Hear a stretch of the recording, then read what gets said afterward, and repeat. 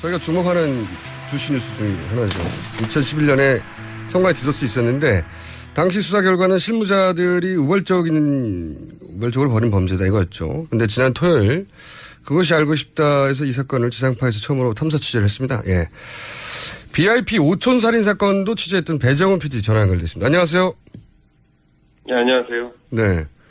지난 5촌 살인 사건 보도로 상 받은 걸로 아는데 일단 축하드리고요. 예. 네. 대답이 짧아요. 자, 디도스는 페인트 모션이다. 실제로는 데이터베이스 연결을 끄는 조직적인 선거 방해였다. 이게 이제 이 사건의 의혹의 핵심인데 당시 특검은 이게 우발적인 사건에 불과하다였거든요. 취재를 해보니까 이 수사 결과가 맞던가요? 당시 검찰 수사, 특검에 앞서 실시됐던 이제 검찰 수사에서는 이 배후를 밝히는 것은 신의 영역이다. 네, 그렇죠. 라고 아주 묘한 말을 남겼고, 특검이 이어졌는데 특검 결과도 뭐 크게 다르지 않았습니다. 당시 이제 최구식 의원의 구국 수행비서, 운전기사죠. 이분이 이제, 선거 전날 술자리에서 이렇게 우발적으로 예. 선거에 도움이 됐으면 하는 뭐 본인의 개인적인 욕심에 평소 알고 지내던 이제 온라인 도박업체 사장한테 전화를 해서 지시했다. 디도스를. 이런 이야기인데, 그냥 상식적으로 생각해보면 될 것 같아요. 이런 좀 엄청난 일들을, 돈도 많이 들어갈 테고, 어떤 대가가 분명히 주어져야 가능할 이런 위험한 범죄 행위를 과연 이들이 우발적으로 했다라고 설명한다면 이걸 믿을 사람이 얼마나 될까요? 그럼, 예, 각자의 판단인 것 같아요.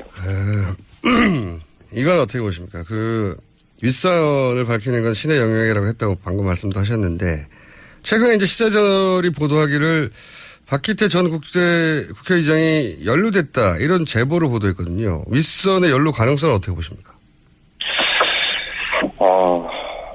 윗선의 연루 가능성. 사실, 뒤에서 저희가 방송상에서도 뒤에서 얘기했던 사실 터널 디도스, 를 염두에 둔다면, 사실 이번 취재의 성과 중에 하나는 선관위 디도스 사건과 그 전에 사실상 발생했었던 속칭 터널 디도스, 이 두 사건이 전혀 다른 두 사건이라고 이해를 했었던 건데, 이 두 사건 간에 연결고리가 있을 수 있다라는 걸 찾아낸 게 이번 취재의 그렇죠. 성과거든요. 처음으로 밝혀진 내용인데. 그렇게 생각한다면, 우리가 지금까지 알고 있었던 것보다 훨씬 더 조직적인 윗선의 개입이 있을 수 있다라는 합리적인 의심을 하게 되죠. 자, 여기서 이제 터널 디도스가 방송을 안 보신 분은 어떤 사건인지 모르겠는데 잠깐 설명해 주시죠.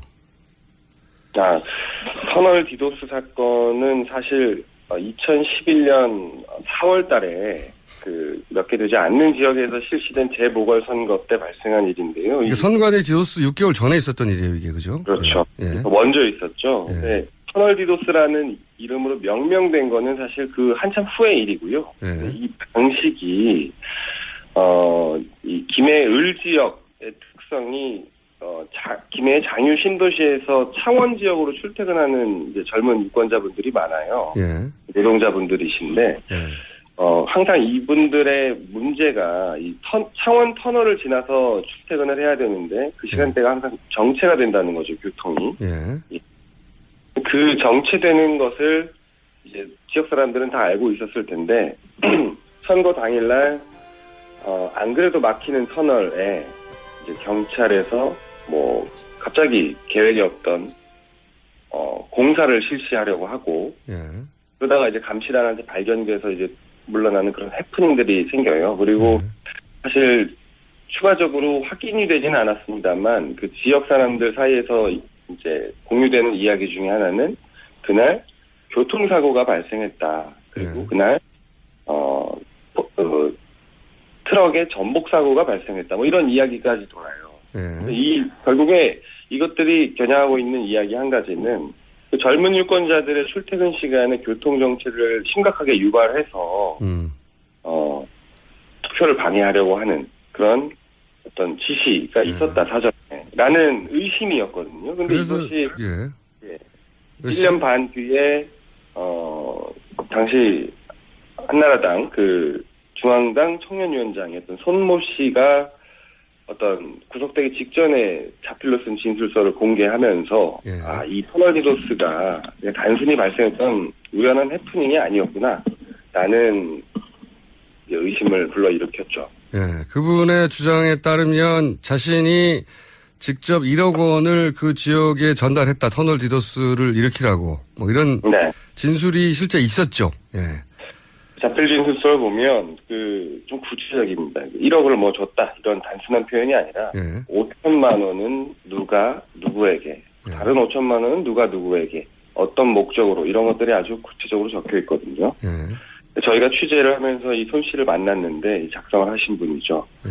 근데 이분의 이야기는 본인은 그냥 여의도에서 찌라시라고 불리는 그런 얘기들을 모아서 적은 것뿐이다라고 변명을 하셨는데 사실 이걸 작성한 다음날 손 씨는 그 당시 구속이 됐었어요. 근데 예.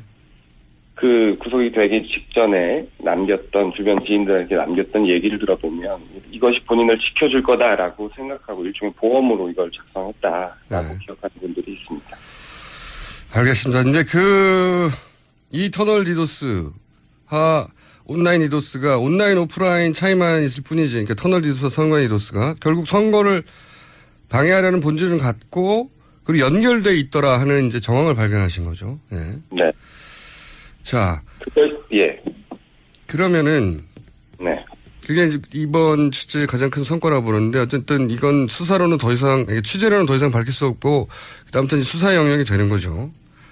그렇죠. 당시에 우리가 이제 실행한 사람은 검거를 했다라고 볼 수 있지만 그 실행을 지시한 신의 영역이라고 말했던 검찰이 그 사람들이 누구인지에 대한 수사는 저희가 확보한 자료와 증언과 이런 걸 토대로 의혹 제기는 가능하지만 실제 정확한 확인은 불가능하잖아요.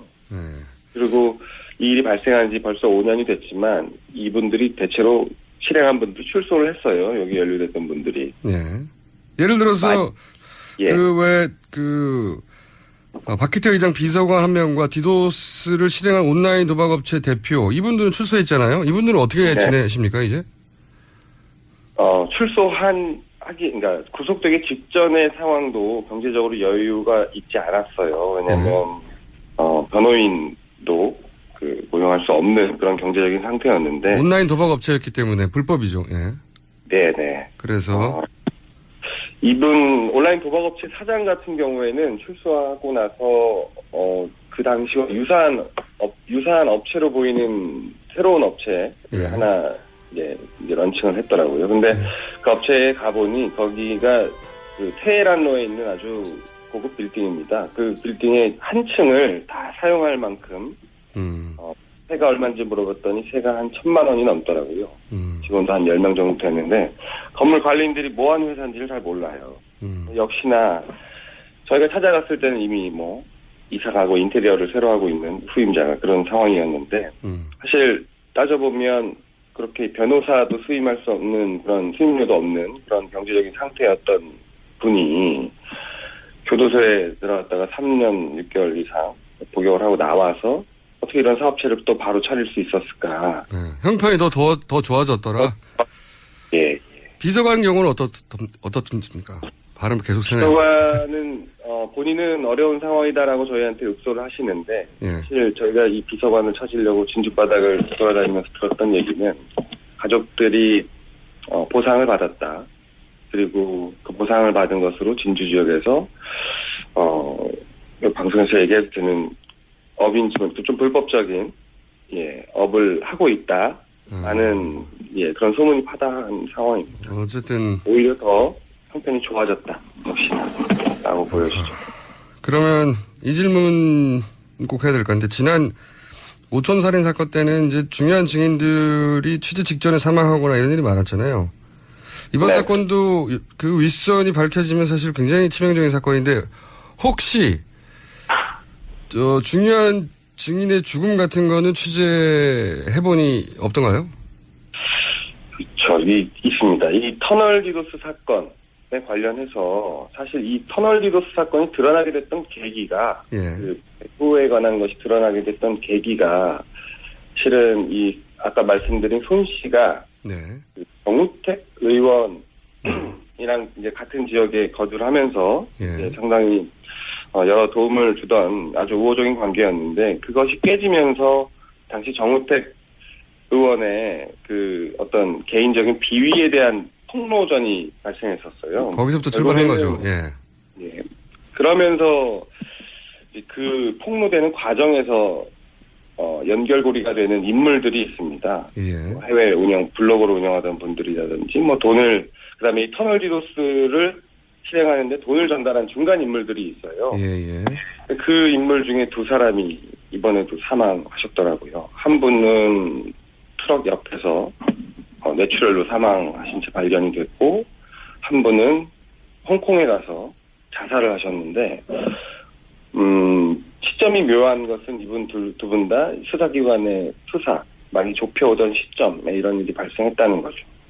하필이면 중요한 증인이 여하간 사망을 했더라. 취재 결과. 중요한 시점에. 알겠습니다. 혹시 다른 이상한 경험을 하신 건 없고요? 마지막 질문인데. 지난번에는 찾아가면서 돌아가신 분들이 많았잖아요. 예. 이번엔 좀 정반대였던 것 같아요. 보통 중요한 사람을 찾아가면, 좀 가끔 놀라는 분도 계시고, 취재를 완강하게 거부하는 경우가 많은데. 도망가는 분들도 많죠. 예, 그렇죠. 이번에는, 저희가 올 걸 미리 알고 있었다는 것처럼. 대답이 아주 잘 정리된 상태로 준비되어 있으시고, 예. 그리고 반가워하시는 분도 계시고, 좀, 예. 그런 상황이 있어서, 네. 방문 일시를 알고 있는 느낌이던가요? 어떻게 알았을까, 이런 생각을 해본 적은 있습니다. 근데 설마 몰랐겠지. 그냥 내공이 많으신 분들이겠지. 이렇게 그냥 생각했는데요. 좀 당황스럽긴 했어요. 거꾸로 취재하는 쪽에서 어떻게 이렇게 잘 준비가 돼 있나.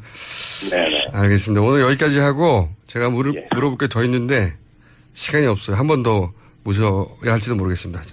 여기까지 하겠습니다. 네. 지금까지 SBS의 배정원 PD였습니다.